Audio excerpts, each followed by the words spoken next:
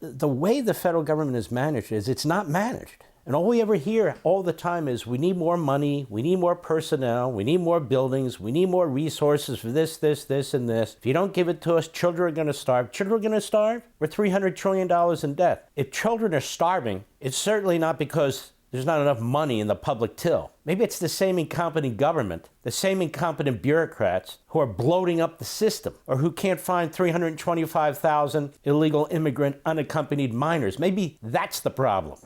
You know, the other day, there was an extraordinary cabinet meeting, and the president had Elon Musk speak really to the people through the press that was there, but also to the cabinet. And he had his full cabinet there, and I got to tell you, this is so positive, such a big deal. Number one, that he has the cabinet meeting there. Number one, that he has these people there. And number two, that he's going to back Elon Musk, no matter all the efforts to split him and Musk and so forth and so on. He's very comfortable in his skin. So he knows that he's the president, Elon Musk isn't. So all those efforts to try and work his ego doesn't fly. They tried that with me and him the other week, trying to come between us. It's not going to happen. Look, I give my opinions. Wherever they fall, they fall. He gets that. It's not a big deal. And they try this all the time. The media are very, well, they're scoundrels, to be perfectly honest with you. And I wish we had a free press. We have a press that hates Trump, that hates you and me, that hates traditional America, that promotes all the opposite. So it's not a free press. It's a propaganda operation.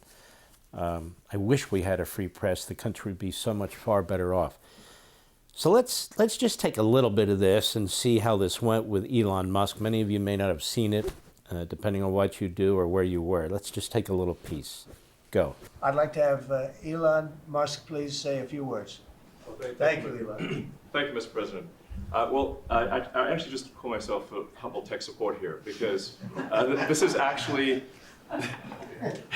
as crazy as it sounds, that is almost a literal description of the work that the DOGE team is doing, is helping fix the government computer systems. Many of these systems are extremely old. They don't communicate. There are a lot of mistakes in the systems.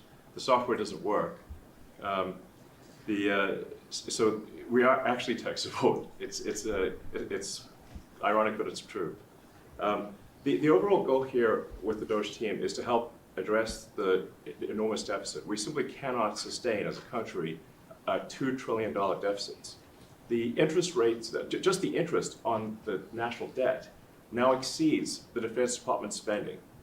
We spend a lot on the Defense Department, but we're spending like over $1 trillion on interest. If this continues, the country will become de facto bankrupt. Mm-hmm. It's not an optional thing, it is an essential thing. That's the reason I'm here. Let's hold right there. How important is this, what he's saying? I mean, it's crucially important. And Washington doesn't want to hear it. And the press don't want to hear it. He's making it abundantly clear. Look, I wrote a whole book on this several years ago. Imagine what it is today, called Plunder and Deceit. We've done shows on it here on Blaze. We've done shows on it on my radio show and on the Fox show. I think it was about 4 or 5 weeks ago. But we've talked about it here over and over again. The numbers are just unimaginable. And this is just a small effort when you put it in the context of everything that's gone on to try and push back. They're trying to roll a boulder up a hill while there's an avalanche coming down. And so it's going to take some work. It's going to take some effort.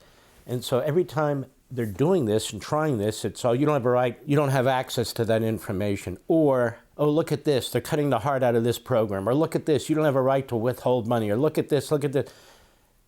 You got judges involved, you got the media involved, of course the Democrats involved, some Republicans are getting weak-kneed.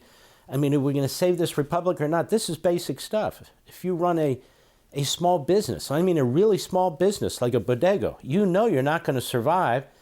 The numbers are upside down for the longest period of time. Well, they're upside down, and there's a point at which you can't dig out.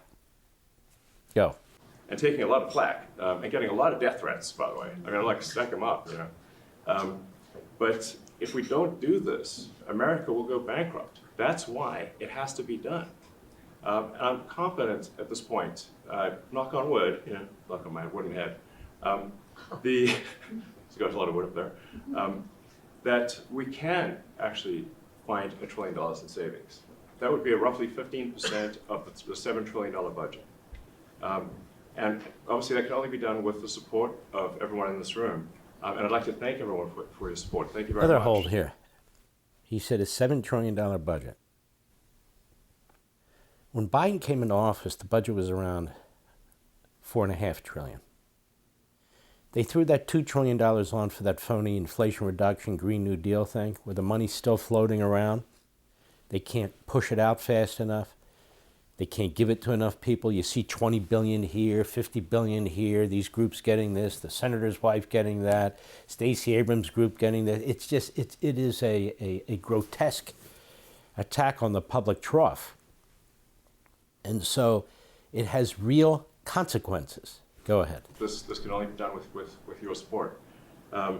So it's really, DOGE is a support function for the president and for the agencies and departments to help achieve those savings and to effectively find 15% in reduction in fraud and waste. And we bring the receipts. So people say like, well, is this real? Just go to doge.gov. We line item by line item, we specify each item. So, and by the way, what I find amazing here is given the nature of government, its corrosiveness, its rot, how slow it is. You have saboteurs at every level.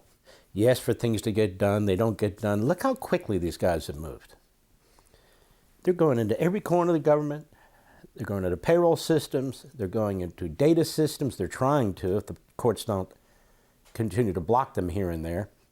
They're trying to collect all this information at the same time. They're trying to see who actually works for us. What are their names? What are they actually doing? First of all, show up for work, for crying out loud, so we know who you are and what you're doing, and you're not, running two jobs at the same time. The way the federal government is managed is it's not managed. It's not managed. And all we ever hear all the time is we need more money, we need more personnel, we need more buildings, we need more resources for this, and this.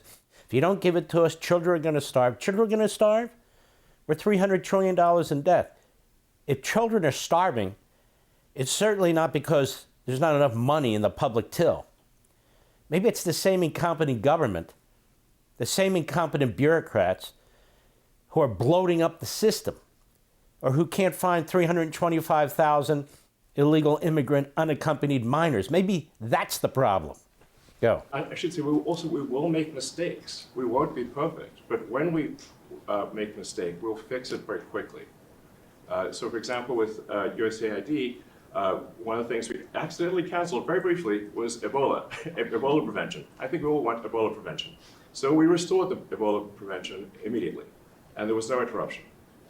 But we do need to move quickly if we're to achieve a $1 trillion deficit reduction in financial year 2026. It requires saving $4 billion per day, every day, from now through the end of September. But we can do it, and we will do it. Thank you. Just remarkable, despite all the obstacles. And he said he's getting a lot of death threats. And you'll notice the media could care less that he gets death threats. So what, right? Again, this is a guy on his own time who's doing it. He still has these multi-billion-dollar companies he has to run and so forth and so on. It's just, to me, this guy already deserves a ticker tape parade. For all this and much more, sign up for Levin TV.